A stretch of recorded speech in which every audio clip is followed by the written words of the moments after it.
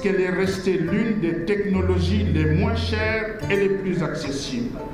Monter une radio, installer un studio est le plus souvent à portée de communautés démunies et isolées, et le coût d'un appareil récepteur est sans commune mesure avec celui d'un téléviseur ou d'un ordinateur. À certains moments clés de la journée, le matin surtout, la radio fait l'opinion, c'est-à-dire qu'elle fournit les faits et les idées qui vont marquer la journée.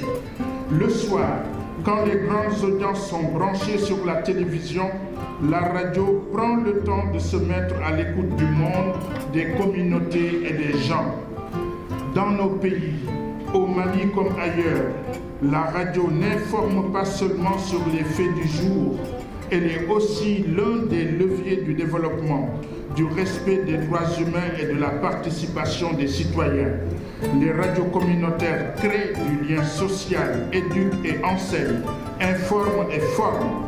Et ce rôle fait de la radio un élément crucial de la vie de nos sociétés.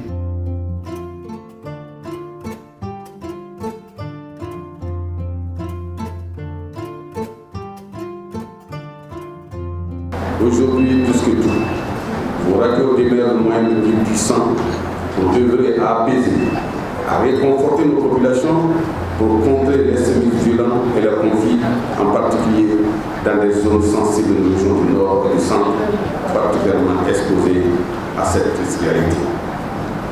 Faisons donc de nos radios des espaces de prolongement des débats du dialogue citoyen sur la question fondamentale qui préoccupe aujourd'hui tout notre peuple, à savoir la paix. Faisons de nos radios des studios de production des messages qui tendent à répandre la tolérance et qui aident à surmonter nos différences.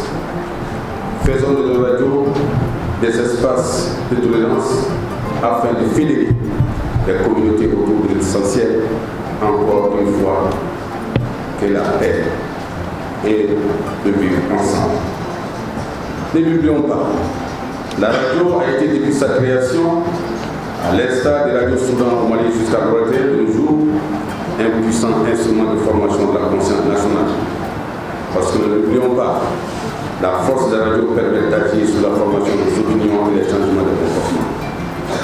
C'est à ce prix que la radio au Mali joue pleinement la répartition totale et entière dans la symphonie de la guerre et de l'information que nous menons depuis le début de cette crise.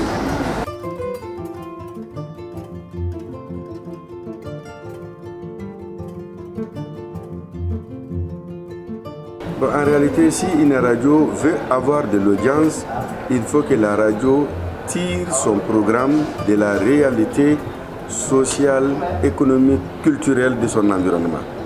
La radio qui ne prend pas en compte ces dimensions est une radio qui va être en déphasage avec sa société. La radio doit refléter la réalité locale, ce qui est excellent, surtout avec les radios de proximité. Et la radio doit tenir compte des besoins des populations. Quel genre d'informations ces populations ont-elles besoin? N'est-ce pas? Pour quelle fin?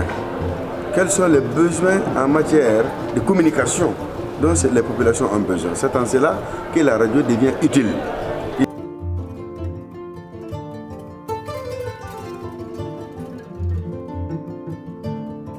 Ça me va droit au cœur.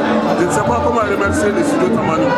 C'est vrai qu'il y a pas mal de gens qui nous félicitent à travers le monde, mais si dans votre pays on ne vous reconnaît pas vos efforts, souvent ça fait mal au cœur. Mais aujourd'hui, je remercie beaucoup les studios Tamani, je remercie la Fondation Hirondelle, l'URTEM et tous ceux qui ont concouru à l'organisation de cette journée.